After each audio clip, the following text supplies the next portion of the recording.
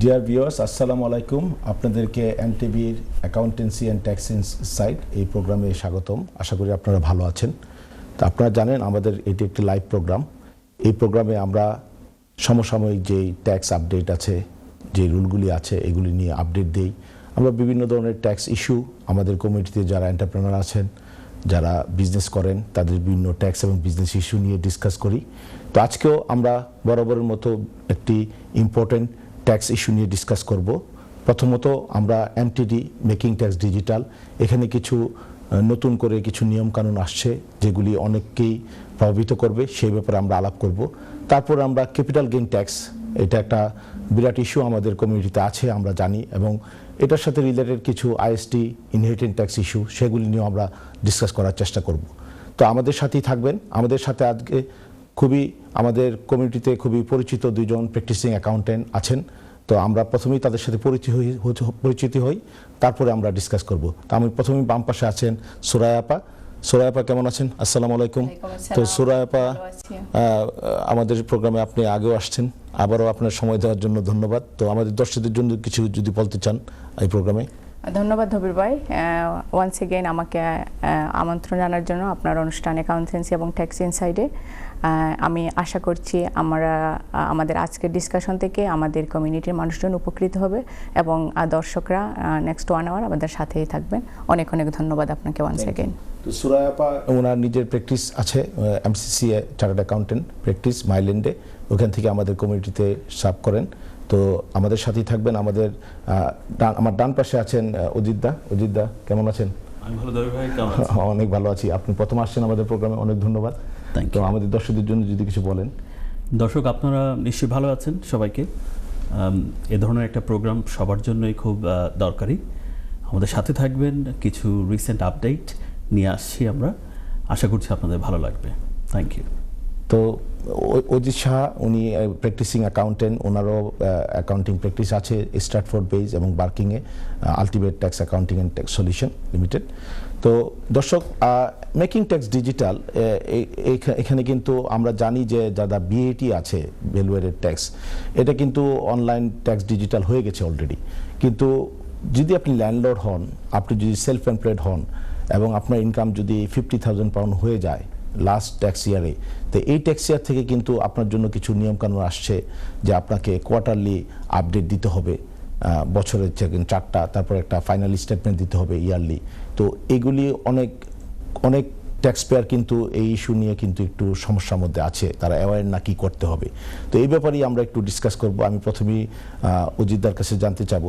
তো অজিতদা, ব্যাপারটা যেটা হচ্ছে, একজন সেলফ এমপ্লয়েড পারসন তো অলরেডি সেলফ অ্যাসেসমেন্ট করে অনলাইন, আপনি জানেন যে বছরে একবার করে।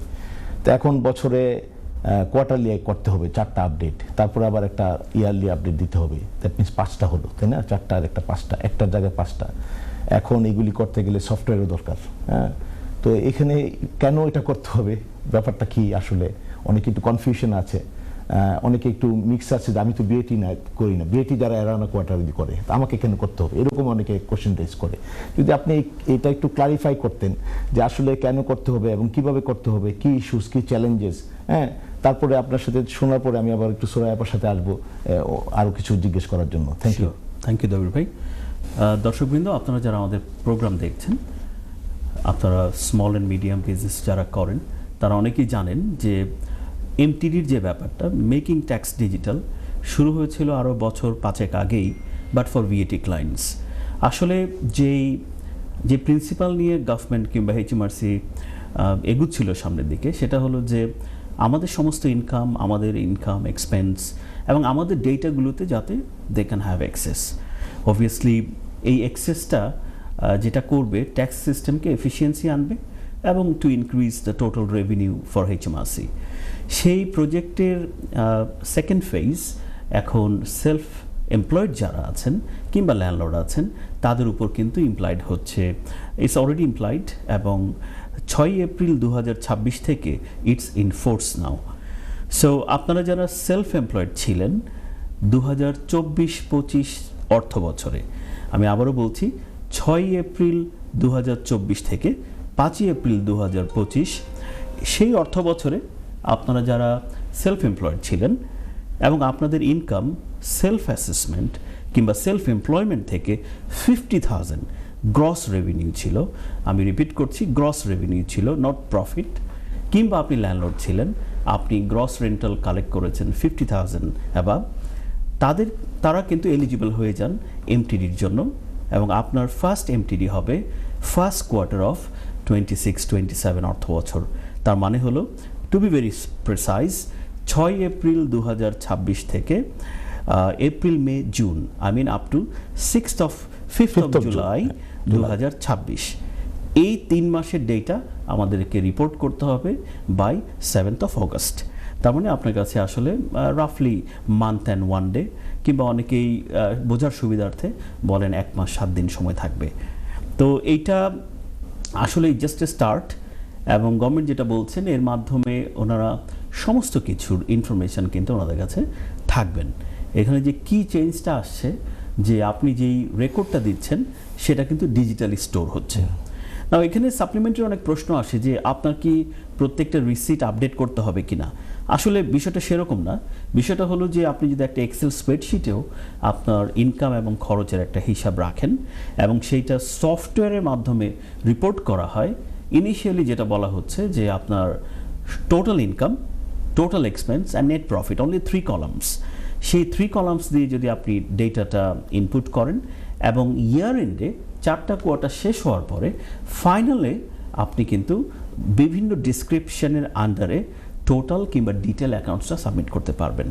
Obviously is a lot of admin burden, I would say, especially for accountant as well, because আপনি জানেন যে most of the accountant বছরে একবার তাদের ক্লায়েন্টের জন্য সেলফ অ্যাসেসমেন্ট করতেন, সেক্ষেত্রে এখন সেটা 5 বারের মতো আসতে হচ্ছে, এবং সেটা quite inconvenient because everybody is busy with their work, এবং আমি মনে করি personally it's an additional workload, এবং যার ফলশ্রুতিতে অ্যাকাউন্টেন্টও কিন্তু বাধ্য হচ্ছেন এডিশনাল ফি চার্জ করতে, because they might have some inherent cost like software cost.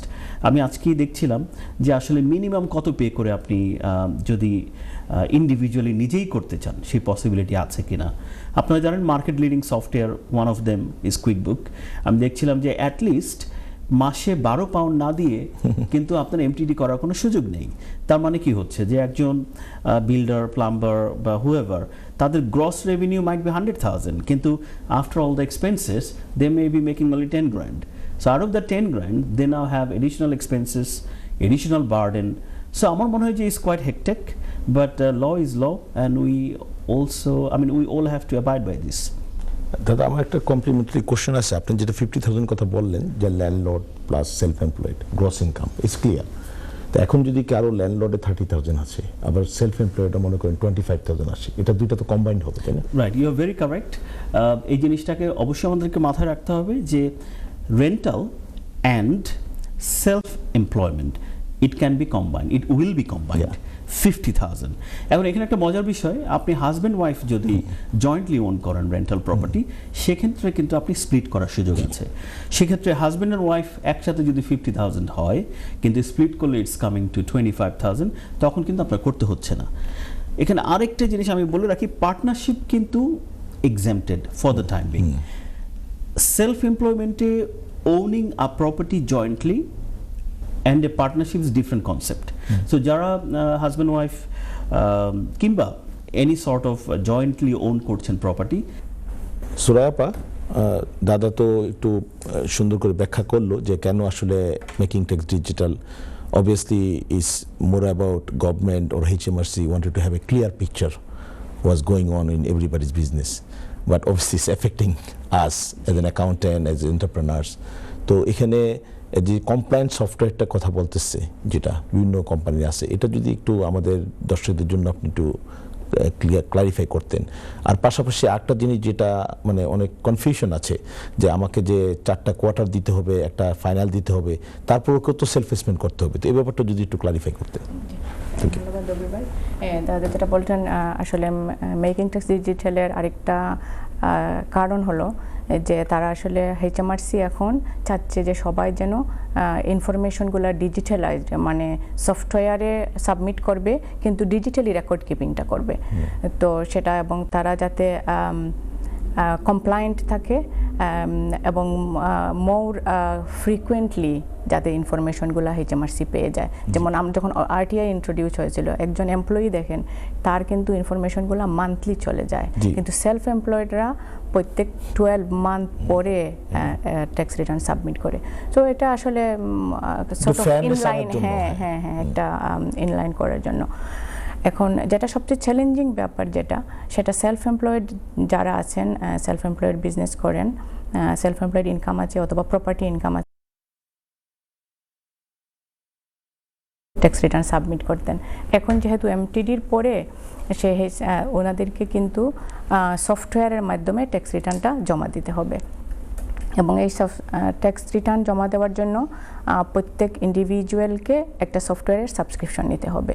So সেটা মার্কেট লিডিং সফটওয়্যার, অনেকগুলো সফটওয়্যারই আছে যারা অলরেডি MTD চালু করেছে এবং আপনারা যাদের ইনকাম ট্যাক্স ইয়ার 24-25-এ অলরেডি 50,000 ক্রস করেছে, তাদের সবাই কিন্তু 6 এপ্রিল 2026 থেকে MTDর আন্ডারে চলে আসছেন। সো এটা কিন্তু এই ইনসিডেন্ট অলরেডি ওকার্ড, যে এটা এমন না যে এই বছর যদি আমার 50,000 হয় তাইলে আমি MTDর আন্ডারে আসছি। এটা কিন্তু already the incident took place. এরা কি সবাই চিঠি পাইছে HMRC থেকে? যদি need to do that because HMRC should have the record now. হ্যাঁ, HMRC সবাইকে চিঠি দেওয়ার চেষ্টা করছে এবং HMRC যদি কাউকে মিসও করে তাদের কিন্তু ওয়েবসাইটে সেটা অ্যাডভার্টাইজ করছে, তারপরে সবাইকে জানানোর চেষ্টা করছে এবং আমরা বাই ওয়ার্ড অফ মাউথ এটা একটা কারেন্ট ইস্যু, এটা নিয়ে সবাই কনসার্ন। তো যারা জানেন না, আমাদের আজকের প্রোগ্রামেরও একটা উদ্দেশ্য যে যারা অলরেডি জানেন না তারা যেন আমাদের প্রোগ্রামের মাধ্যমে সেটা জানতে পারেন। সো যাদের দাদাও বলছেন, আমি আবারও বলছি, যাদের ইনকাম ট্যাক্স ইয়ার 24-25-এ মোর দেন 50,000 ইনক্লুডিং প্রপার্টি ইনকাম এবং সেলফ এমপ্লয়েড ইনকাম, সো তাদের সবাইকে 6 এপ্রিল থেকে MTDর আন্ডারে আসতে হবে। এবং যারা নিজে সাবমিট করবেন, অবভিয়াসলি এখন থেকে আমার মনে হচ্ছে যে আপনারা সফটওয়্যার সার্চ করা শুরু করেন, সফটওয়্যার সাবস্ক্রিপশন নিয়ে আপনাদেরকে রেডি থাকতে হবে, কারণ আপনাদের কিন্তু ফার্স্ট কোয়ার্টারের সাবমিশন 7 অগাস্টের ভিতরে করতে হবে, যেটা দাদা অলরেডি বলছেন, আমিও আবারও বললাম।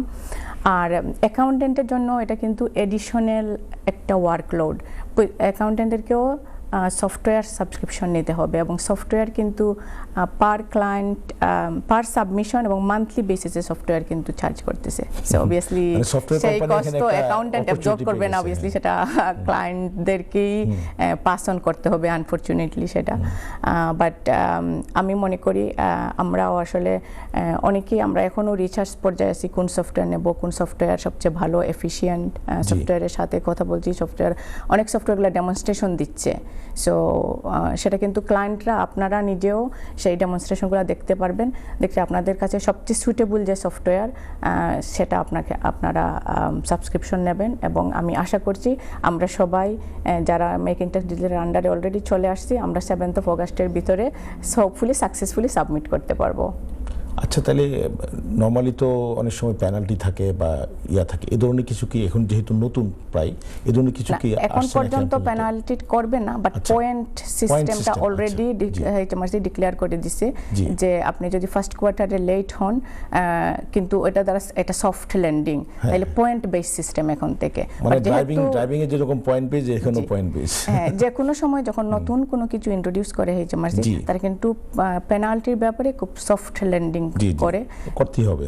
হ্যাঁ, তো এখন পর্যন্ত মানে আপনারা পয়েন্ট পাবেন, বাট পেনাল্টিটা তারা ডিক্লারেশন দেবে যে কতবার মিস করলে তারপরে আপনাকে সেই পেনাল্টিটা দিতে হবে আর কি। Thank you Suraipa. দাদা আপনার কাছে আবার আসবো। হ্যাঁ, এখানে একটা বিষয় আমি অ্যাড করতে চাচ্ছি, যেটা দেখা যাচ্ছে বাই পাবলিকেশন ফ্রম HMRC, আমরা হয়তো বা অনেকে ভাববো যে আচ্ছা ঠিক আছে, যে কোনো একটা ফিগার দিয়ে দিলেই হয়তো হবে, but may I warn everyone, HMRC clearly stated যে আপনি কোয়ার্টারলি যে ফিগারটা দিচ্ছেন, that should be an accurate figure. আমরা যাতে সময় বাঁচানোর জন্য কিংবা ল্যাক অফ এভিডেন্স না দেখে যদি আমরা কোনোরকম একটা ফিগার বসাই এবং সেটা পরে আইডেন্টিফাই হয় যে it's not matching with your real figure, that can also trigger as an incorrect submissions. So আপনি জানেন যে গত 2 বছর যাবৎ সেলফ অ্যাসেসমেন্টের ইনকারেক্ট সাবমিশনের জন্য কিন্তু পেনাল্টি দেয়া হচ্ছে। এবং আপনি শুনে আশ্চর্য হবেন যে এখনকার পেনাল্টি রিজিম কিংবা interest rate is quite high, is around 7.25% if I am not wrong. আপনি চিন্তা করে দেখেন HMRC এক সময় 2% ইন্টারেস্ট চার্জ করতো, বাট এখন is almost near to the bank rate. তো আমি সবাইকে বলবো যে আপনি এটাকে খুব লাইটলি নেওয়ার সুযোগ নেই। 3 মাসের ডেটাটা অ্যাটলিস্ট 3টা ফিগার, আপনার gross income, gross expense, net profit, এই 3টা ফিগার যাতে কমপ্লিটলি অ্যাকুরেট হয়। আরেকটা বিষয় আপনারা মনে রাখবেন, আপনারা যারা সেলফ এমপ্লয়েড অনেকেই বিভিন্ন ব্যাংক অ্যাকাউন্ট ইউজ করেন। অনেক সময় দেখা গেছে যে কোনো অ্যাকাউন্ট আপনি শো করছেন, কোনোটা আপনি শো করছেন না। Please be warned again, HMRC has access to all your bank account since January 2025 because ব্যাংকগুলো বাধ্যতামূলকভাবে তাদের ডেটা কিন্তু ব্যাংকের সাথে HMRCর সাথে শেয়ার করছে, including any market place income you have, including if you are Uber driver or any kind of online based business, আপনি যেটাই করেন না কেন আপনার complete income information is with HMRC। কোনোভাবেই যাতে আপনার রিটার্নটা রং না হয় এটা অবশ্যই আপনি খেয়াল করবেন। বেসিক্যালি বেকিং টেক্স ডিজিটাল তো এই অ্যাপ্রোচটাই সব কিছু ইনফরমেশন যাতে কোঅর্ডিনেটেড থাকে এদের, তাই না? Right. এটা part of this program. Timely ম্যানারে যাতে তারা ইনফরমেশনগুলো পায়। আমি একটু এড করতে চাই, যদি আপনারা যারা উবার ড্রাইভার আছেন তাদের কিন্তু অলরেডি ইনকাম স্ট্রিমটা কানেক্টেড HMRCর সাথে, এবং তারা লেটার দিয়ে জানাচ্ছে যে তোমরা যে ইনকাম করছো এইটা অলরেডি আমরা HMRCকে এই রিপোর্টটা পাঠাচ্ছি। তো সবাইকে এনশোর করতে হবে যে কারেক্ট ইনকাম ইনফরমেশন এটা যাতে আপনার কোয়ার্টারলি রিপোর্টে রিপোর্ট করেন, অ্যান্ড অবভিয়াসলি সঙ্গত কারণে এক্সপেন্সগুলোও যাতে অ্যাকুরেট হয়, এবং 4টা কোয়ার্টারে যাতে আপনারা অ্যাকুরেট ইনফরমেশন দেন, কারণ আর না হয় আপনার ফাইনাল ট্যাক্স রিটার্নও অ্যাকুরেট ইনফরমেশন দিতে পারবেন না। জি, মানে basically we have to take this seriously, lightly কোনো উপায় নেই। কেননা এটা শুরু যেহেতু হয়েছে আমাকে করতেই হবে, আর নিয়ম যেহেতু রুলস আপনি যেটা আগে বললেন, ল তো আমাদের কিছু করার নাই। আমরা পছন্দ করতেছি না, but we can't do anything about it. তো থ্যাংক ইউ। আমার মনে হয় যে আমাদের দর্শকদের জন্য অনেক উপকার হয়েছে এই ডিসকাশনটা, কেননা এটা খুবই এখন সবাই ফেস করতেছে। এটা দর্শক আপনার প্র্যাকটিস আছেন, আপনিও এটা ফেস করতেছেন। তো প্রিয় দর্শক, আমাদের স্ক্রিনে যে নাম্বার আছে এই নাম্বারে আপনারা ফোন করে সরাসরি আমাদের গেস্টদের সাথে আলাপ করতে পারেন। আপনাদের যদি যে কোনো কোয়েরি থাকে, MTD হতে পারে, income tax, capital gain tax, যে কোনো tax related, business related issue আছে, আপনারা প্রশ্ন করলে আমাদের গেস্টরা প্রশ্নের উত্তর দেওয়ার চেষ্টা করবে। তো আমাদের দ্বিতীয় সেগমেন্টে আমরা একটু ক্যাপিটাল গেইন ট্যাক্স নিয়ে দর্শক আলাপ করব। তো ক্যাপিটাল গেইন ট্যাক্স আসলে যদি আমি সহজভাবে আপনাদের একটু বোঝাতে চাই আগে, মানে অনেকে হয়তো একটু কনফিউশন থাকে অনেক সময়। যেমন আপনার একটা প্রপার্টি আছে, আপনি যে কল আছে তা আমি কলটা নিয়ে নিই। ডিয়ার ভিউয়ার্স, আসসালামু আলাইকুম। ওয়ালাইকুম আসসালাম, কেমন আছেন?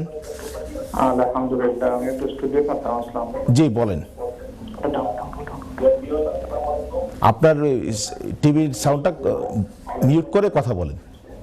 হ্যাঁ জি, এটা মিউট করে দিয়েছি। জি বলেন। হ্যালো, আসসালামু আলাইকুম। ওয়ালাইকুম আসসালাম, জি শুনতে পাচ্ছি, বলেন। তো আমি মর্গেজ সম্বন্ধে মাত্র পারবেন। জি বলেন, আপনার প্রশ্নটা বলেন। মর্গেজ সম্বন্ধে, মর্গেজ।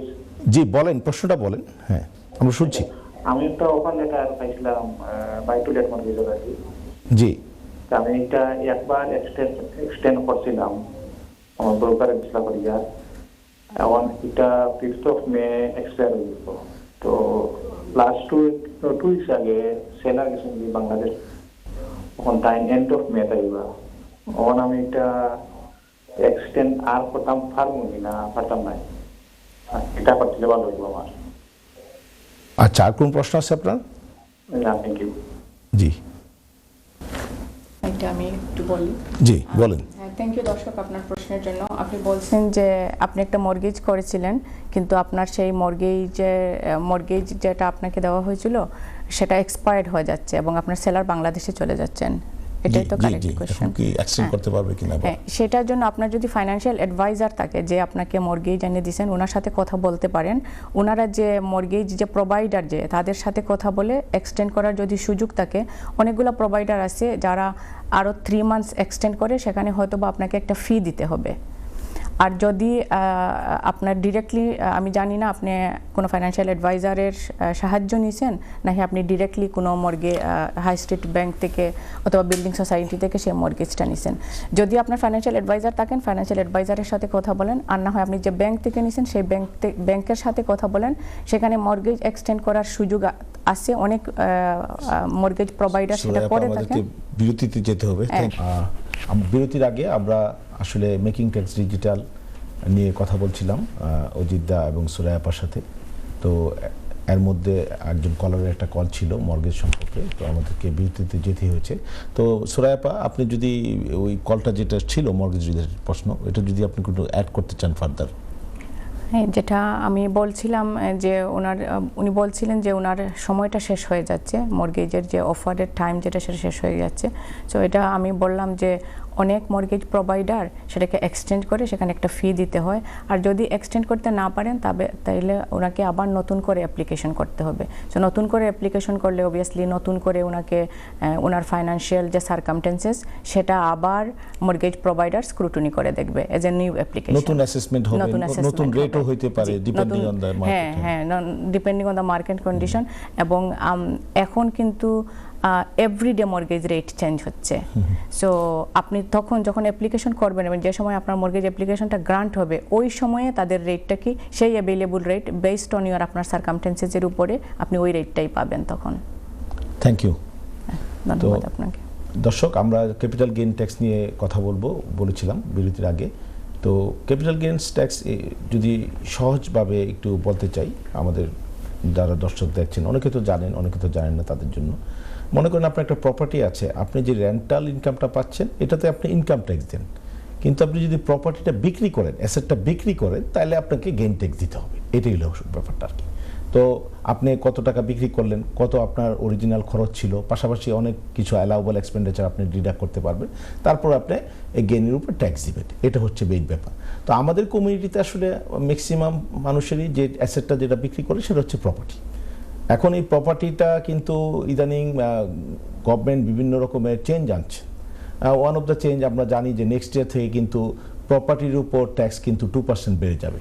তো বেসিক রেট ট্যাক্স 20%-এর জায়গায় 22%, হায়ার রেট ট্যাক্স 40%-এর জায়গায় 42%, এডিশনাল রেট ট্যাক্স 45 থেকে 47%, যেটা ডিভিডেন্ড এই বছর থেকে বেড়ে গেছে বেসিক রেট এবং হায়ার রেট 2%। তো দাদা, আপনার সাথে আমার যেই আসলে ডিসকাশনটা হবে, যেটা আমাদের কমিটিতে আপনি জানেন যে প্রপার্টি অনেকে ইনভেস্ট করে, তাদের নিজেদের নামে আছে। অনেকে হয়তো চিন্তা ভাবনা করতেছে যে যেহেতু নিজেদের নামে প্রপার্টি, এখন অরিজিনালি যে একটা প্রথম যেটা সমস্যা ছিল যে mortgage interest was not allowable, যেটা gradually 100% was not allowable, basic rate tax পেয়াররা একটা ট্যাক্স রিডাকশন পায়। হ্যাঁ, তো বেসিক্যালি যারা প্রপার্টি আছে, মোর দেন ওয়ান প্রপার্টি, আমার আইডিয়াতে সবাই হায়ার রেট ট্যাক্স পেয়ার। হ্যাঁ, এটা একটু নর্মাল 95%। এখন যেহেতু আবার ট্যাক্সটা বাড়তেছে এদিকে, এখন আবার ওইদিকে আপনার আইএসটিতে অনেক চেঞ্জ আসতেছে, বিজনেস অ্যাসেট ডিসপোজাল রিলিফ বিআইডিআরও চেঞ্জ আসতেছে, ওটা পার্সেন্টেজও বেড়ে গেছে 14%, 18%। তো আসলে ম্যানুভারের স্কোপটা কোথায় এখন? এটা হলো আপনার কাছে আমার প্রশ্ন আর কি। ধন্যবাদ দবির ভাই, ধন্যবাদ দর্শক আমাদের সাথে থাকার জন্য। আসলেই কারেন্ট যে ইকোনমিক কন্ডিশন, চারিদিক থেকে মনে হচ্ছে যে স্পেশালি স্মল অ্যান্ড মিডিয়াম যারা বিজনেস করেন, এন্টারপ্রেনার করেন, দে আর আন্ডার ট্রিমেন্ডাস প্রেশার। এবং যারা আগে একটু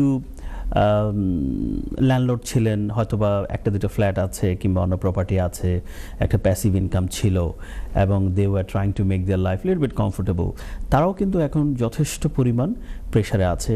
দবির ভাই যেটা বললেন যে ল্যান্ডলর্ডদের 2% ট্যাক্স হ্যাজ বিন ইনক্রিজড, এছাড়াও মর্গেজ ইন্টারেস্ট আমরা এখন ক্লেম করতে পারি না। সো নানাবিধ সমস্যা আছে। এছাড়াও যেটা প্রবলেম থাকে যে আপনি প্রপার্টি প্রাইস এত বেড়ে গেছে এখন, আমরা যখন কেউ মারা যায় তারপরে যে ইনহেরিটেন্স ট্যাক্সের যে প্রভাবটা থাকে সেটাও কিন্তু আমাদেরকে আগে থেকেই চিন্তা করতে হয়।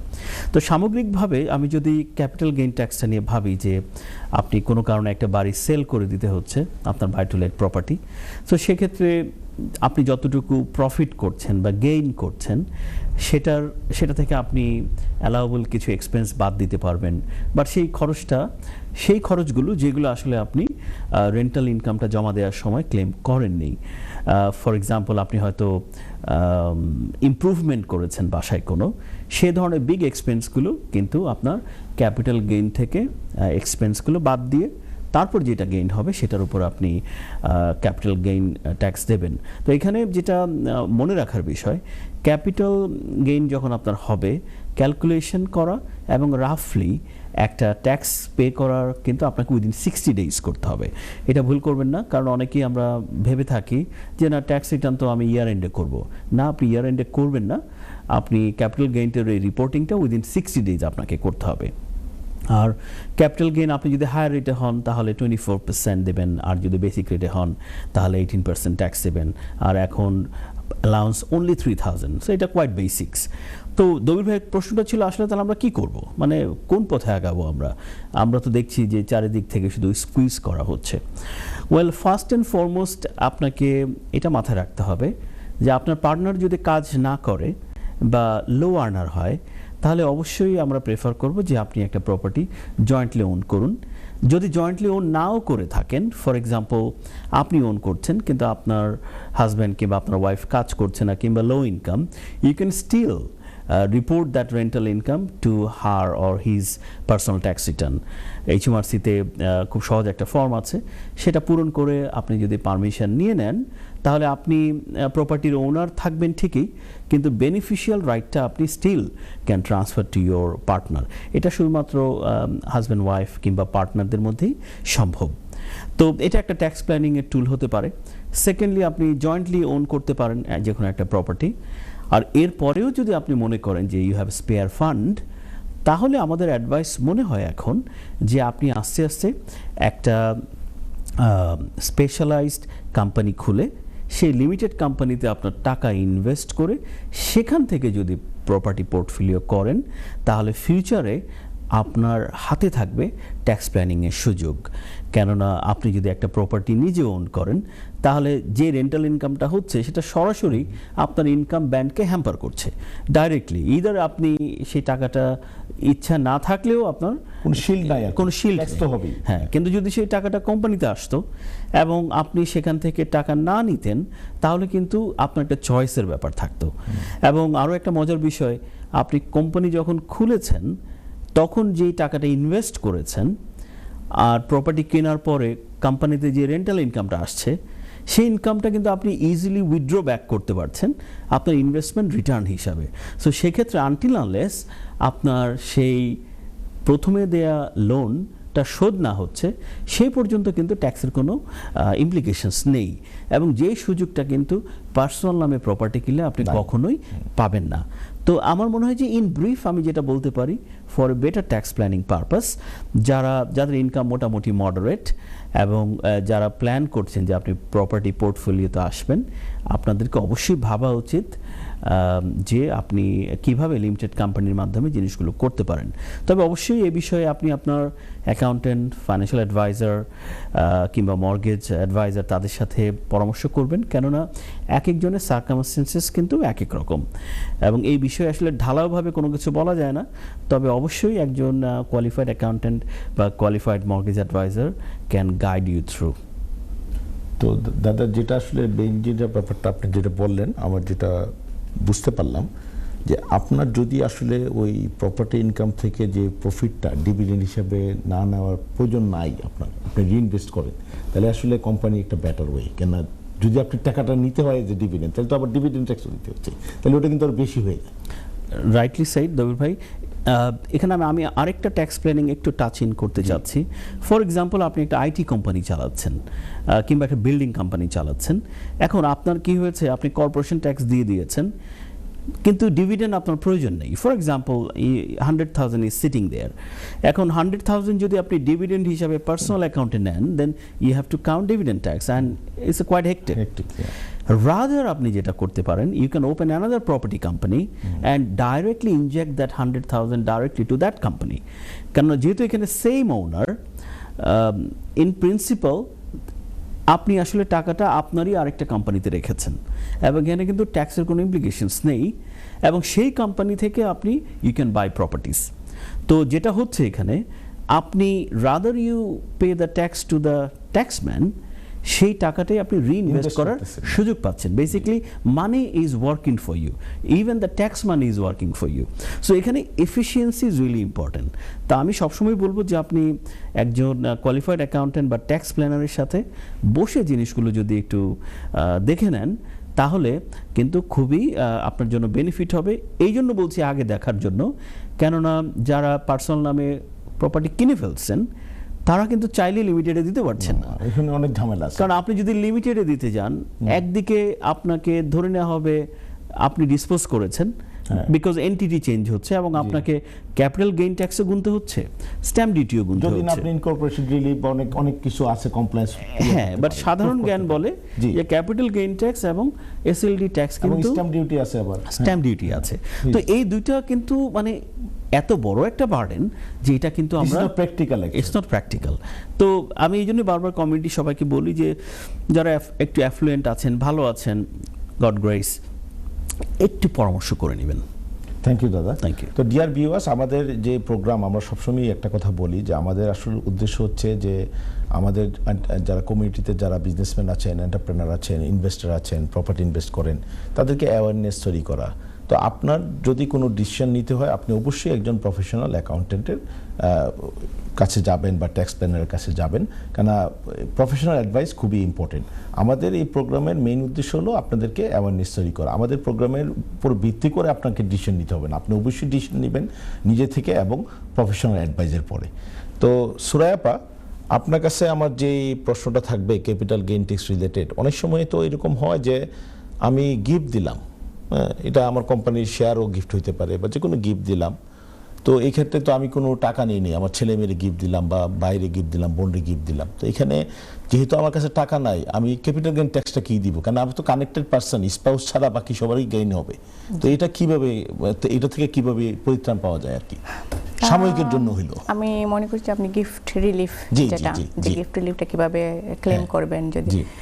গিফট রিলিফের জন্য আসলে প্রথমত আমাদের একটা কল আছে, কলটা নিয়ে নিব। জি, ঠিক আছে। ডিয়ার ভিউয়ার্স, আসসালামু আলাইকুম। ওয়ালাইকুম আসসালাম। আসসালামু আলাইকুম। ওয়ালাইকুম আসসালাম, কেমন আছেন? জি ভালো আছি, কেমন আছেন? জি ভালো আছি আলহামদুলিল্লাহ। আপনার প্রশ্নটা বলেন।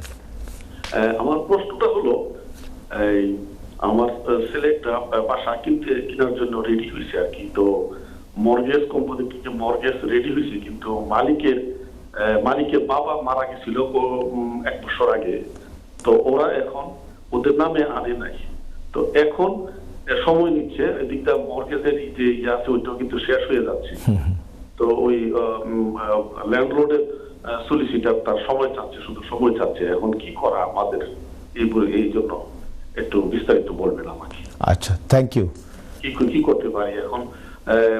মালিক তখন প্রথম খুব মানে তাড়াহুড়া করছে যে 3 মাসে বিক্রি করে দিলে এই করবে সেই করবে। যখন মর্গেজটা রেডি হয়েছে, অ্যাপ্রুভ হয়েছে, তখন যে সেটা তারা লেনদি করতেছেন যে ওইটা তার বাবা মারা গেছেন, ওইটা তার ওয়াইফের নামে এবং তার ছেলে মেয়েদের নামে এখনো আসে না। এটা কি করা যাবে? কত সময় লাগতে পারে? তো মোটামুটি আগের প্রশ্নের মতোই অনেকটা সুরায়াপা। দর্শক, আপনি যদি আমাদের প্রোগ্রামের আগের অংশটা দেখে থাকেন তাইলে আমরা এটা নিয়ে আগেও একজন কলার ফোন দিছিলেন এবং আমরা এটা নিয়ে ডিসকাস করেছি। আপনি যেটা বলতে চাচ্ছেন যে আপনি একটা বাড়ি কিনতে চাচ্ছেন এবং যে মর্গেজটা আপনি নিছেন, যে সময়ে মর্গেজ যখন অ্যাপ্রুভ করে মর্গেজ প্রোভাইডার, একটা সার্টেন টাইম থাকে যে এই সময়ের ভিতরে আপনাকে মর্গেজটা নিতে হবে অথবা বাড়ির কমপ্লিশনটা করতে হবে, যে একদম কমপ্লিশন যেটা সেটা করতে হবে। তো আপনি যদি মনে করেন যে আপনার লেন্দি হচ্ছে প্রসেসটা এবং আপনার যে মর্গেজের সময়টা চলে যাচ্ছে, আপনি যে মর্গেজ প্রোভাইডার তাদের সাথে কথা বলতে পারেন যে তারা মর্গেজ টাইম ফ্রেম যেটা সেটা এক্সটেন্ড করবে কিনা। হ্যাঁ, ম্যাক্সিমাম প্রোভাইডাররা সেটা এক্সটেন্ড করে, সেখানে একটা ফি দিতে হয়। মনে করেন ন্যাশনাল ইন্স্যুরেন্স অনেক দিতে হচ্ছে, secondary national insurance as an employer, আপনার সব কিছু দাম বেড়ে যাচ্ছে, মিনিমাম ওয়েজ বেশি, কম্পিটিশন, যুদ্ধ শুরু হয়ে গেছে। তো মানে আসলে কি আপনার মানে জেনারেল অ্যাডভাইস যে একজন বিজনেসম্যান যে কিনা সব কিছু স্কুইজের মধ্যে আছে, সে আসলে কিভাবে একটু বেটার ব্রিদিং করবে আর কি, এটা যদি আপনি একটু বলতেন। থ্যাংক ইউ রবি ভাই। আসলে প্রফেশনাল খাতিরে আমরা অনেক সময় অনেক নেটওয়ার্ক মিটিংয়ে যাচ্ছি বিভিন্ন লোকাল এবং বিভিন্ন অঞ্চলে, যেমন আমি রিসেন্টলি কোলচেস্টার, চেমসফোর্ড, ইভেন বিভিন্ন জায়গায় গিয়েছিলাম। তো বেশ কিছু বিজনেস লিডারদের সাথে কথা হচ্ছিল, সবার কিন্তু একটাই কনসার্ন যে যেভাবে স্কুইজ হচ্ছে, ফর এক্সাম্পল আমাদের restaurant owner, they are suffering for business rates hugely, they are suffering to pay আমাদের staff cost is increase staff cost, employer NI, they all are struggling. তো এখন এর মাঝে যে বিষয়টা চলে আসছে যে আমাদেরকে ফোকাস করতে হবে কস্ট কাটিং। কারণ দেখা গেল যে আপনি হয়তোবা আন্ডার 21 কাউকে যদি এমপ্লয় করেন, আপনার কিন্তু রেটটা কমে যাচ্ছে, এইটা একটা ইস্যুস হতে পারে। আপনি জাজ করে দেখেন যে আপনার কি আসলে 40 আওয়ার্স লেবার আওয়ার লাগছে কিনা, ফ্রন্টে এবং ব্যাকে can you cut some time. তারপরে সোর্সিং, আপনি যে প্রোডাক্টগুলো কিনছেন, অবভিয়াসলি যুদ্ধের কারণে প্রোডাক্টের দাম বেড়ে গেছে। এখন অনেক সময় হয় যে আপনি একটা অঞ্চলেই 5টা-7টা রেস্টুরেন্ট আছেন, you can do bulk buy you can reduce your price. আপনি দেখেন যে আপনি টেকওয়ে মেনুতে ফ্রোজেন আইটেম কিংবা ফ্রেশ স্যালাডস কিংবা ফ্রুটস বিক্রি করতে পারেন কিনা, those are not VAT, those are zero rated. তো অ্যাকাউন্টেন্টের সাথে কথা বলেন যে can you really manage that. Tips, যে টিপসটা আপনি পাচ্ছেন সেটা পে স্লিপের মাধ্যমে দিলে you have to pay employer NI, can you not manage in a way যে টিপসটা থার্ড পার্টি কেউ ম্যানেজ করছে, তাদের মধ্যে আপনি ডিস্ট্রিবিউট করে দিচ্ছেন, that's legal as well. So you are not burdening your PY system. So you have to be smart, you have to think how to reduce the cost, how to survive in the market. Maybe you have to change the menu card, maybe you have to improve the pricing. তো এই জিনিসগুলো is very important, এবং আপনার accountant is your partner in the business. মনে রাখবেন, আপনার কোনো problem হলে please feel free to contact them. আমার মনে হয় একজন qualified accountant will be very much happy to support their account, support their clients. Thank you দাদা। এখানে একটু অ্যাড করতে, জি, আর 1 মিনিট আছে, আপনি অ্যাড করুন। জি, অটোমেশন, ডেফিনেটলি আপনি যদি বুক কিপিং করে থাকেন, ম্যানুয়ালি সময় দিচ্ছেন, অনেক সময় দিচ্ছেন, সেখানে আপনি সফটওয়্যার ইউজ করতে পারবেন, যেটাকে আপনার লাইফকে ইজি করবে, আপনার অ্যাকাউন্টেন্টের লাইফকেও ইজি করবে। অনেক সময় তো আসলে অনেক বিজনেসে একজন ফুল টাইম না রেখে 2জন পার্ট টাইম রেখেও যে এনআই যে থ্রেশহোল্ডগুলি আছে ওগুলি নিয়ে একটু কাজ করা যায়, তাই না? হ্যাঁ, সেটা এখন আসলে স্মার্ট প্ল্যানিংয়ের সময় আছে। আপনি যত টাইম সেভ করতে পারবেন, টাইম ইজ মানি। হ্যাঁ, সময় যত সেভ, আপনার সময় যত সেভ করতে পারবেন, আপনি সেই সময়টা আপনার স্ট্র্যাটেজিক প্ল্যানিংয়ে ইউজ করবেন, সেখানে আপনি বিজনেসটাকে এক্সপান্ড করতে পারবেন, এক্সটেন্ড করতে পারবেন। অ্যান্ড অবভিয়াসলি প্রাইস ইনক্রিজ তো হচ্ছে, সেটা এন্ড ইউজারের কাছে, আমাদের কাছে আলটিমেটলি চলে আসছে, সো সেটা ওয়ান অফ দ্য অপশন। তো আমাদের 1 মিনিট আছে, তো দাদা আমাদের দর্শকদের থেকে বিদায় দিতে চান আপনি? 1 মিনিট আছে। আর আরেকটা বিষয় আমি একটু টাচ ইন করি, যে অবশ্যই আমাদের কমিউনিটিতে ইনহেরিটেন্স ট্যাক্স কিংবা ট্রাস্ট কিংবা স্টেট প্ল্যানিং নিয়ে খুব বেশি আলোচনা হয় না। আমরা কোনো একটা প্রোগ্রামে স্টেট প্ল্যানিং, ফাইন্যান্সিয়াল প্ল্যানিং নিয়ে আলোচনা করব। আর আপনাদের যদি কোনো সাজেশনস থাকে, ফিল ফ্রি, এবং আমাদের সাথে থাকার জন্য অনেক অনেক ধন্যবাদ। শুভরাত্রি সবাইকে। দর্শক, আমাদের সাথে থাকার জন্য ধন্যবাদ। সুরাইয়া আপা, আপনি একটু বলে দেন কুইকলি। ধন্যবাদ সবাইকে আমাদের সাথে থাকার জন্য। আমরা ইনশাআল্লাহ আরো ভবিষ্যতে এরকম মানে ভালো ভালো প্রোগ্রাম আপনাদের কাছে। আসসালামু আলাইকুম, আশা করি ভালো থাকবেন। Thank you.